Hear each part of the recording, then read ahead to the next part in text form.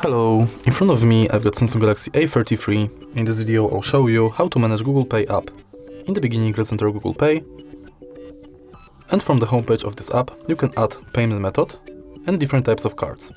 If you go to the menu, you got access to all of your payment methods. You can check list of the participating banks. And you got access to your activity.